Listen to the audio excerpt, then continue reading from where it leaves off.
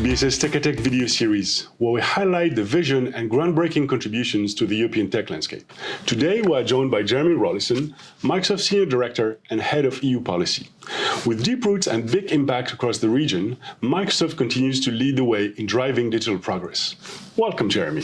Thank you, Thomas. So, Jeremy, let's delve right in. So, Microsoft has been a significant player in AI advancements globally and in Europe.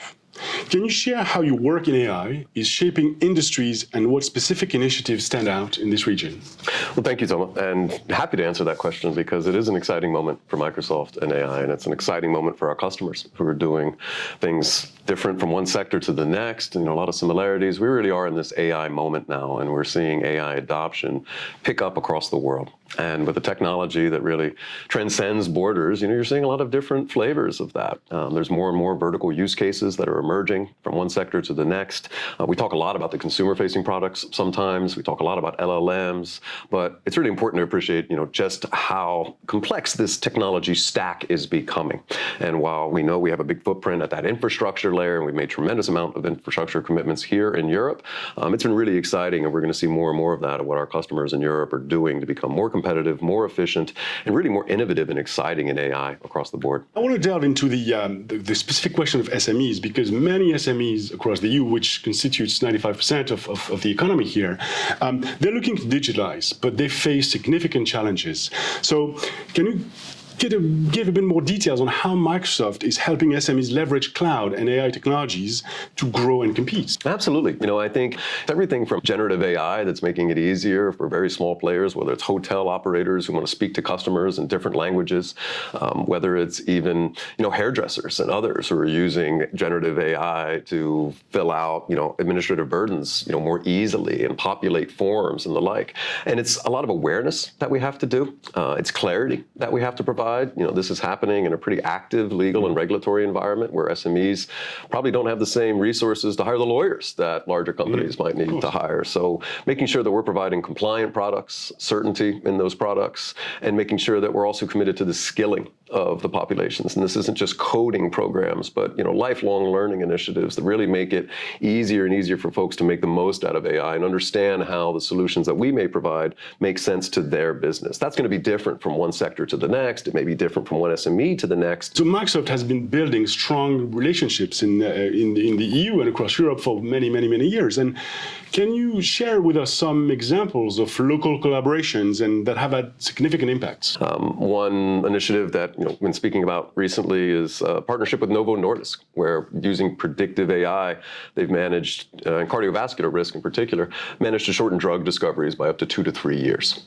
And there's global companies that are active in that space. Another one that comes to mind, which I think is helpful to demonstrate where AI is very much an ecosystem.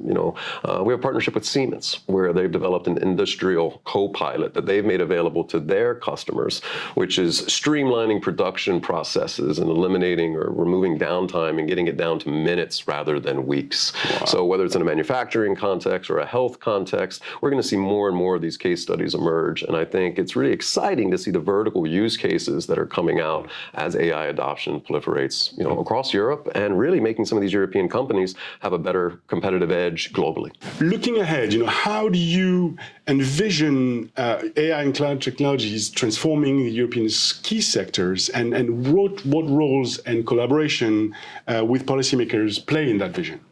I think that's an area where there's a lot of alignment with policymakers. I think policymakers have, had this AI moment around the world. And, one initiative that I did want to mention that, we think it's really important to keep in mind the international aspects of AI. People have legitimate concerns around this technology all over the world.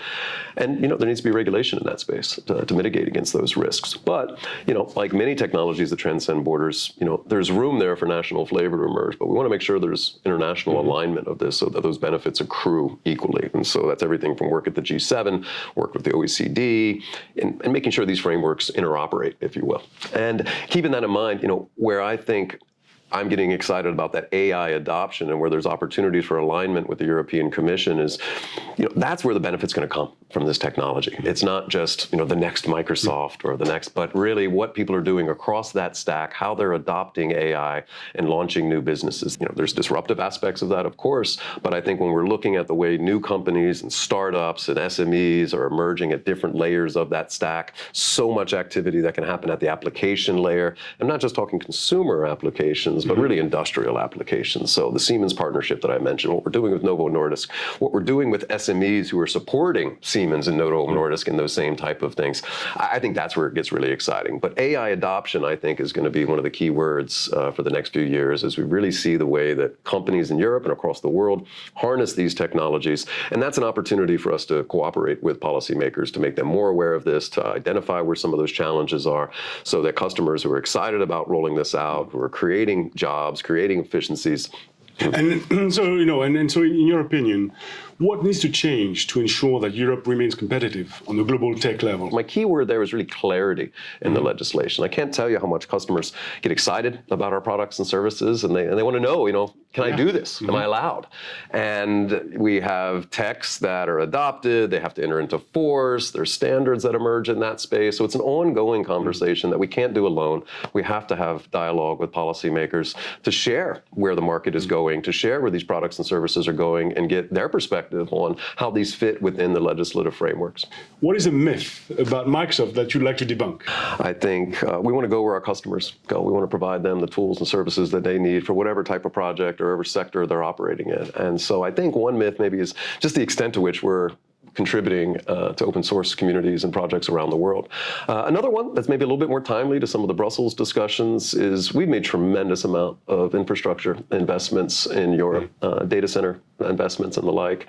And we are tremendously dependent on European success. So we're committed to Europe, and we're committed to Europe's success, and really excited to see what our customers in Europe are doing to make that success a reality. So thank you very much, Jeremy. It was great to have you. Thank you for the opportunity. And we'll see you next time, and stay tuned for future episodes.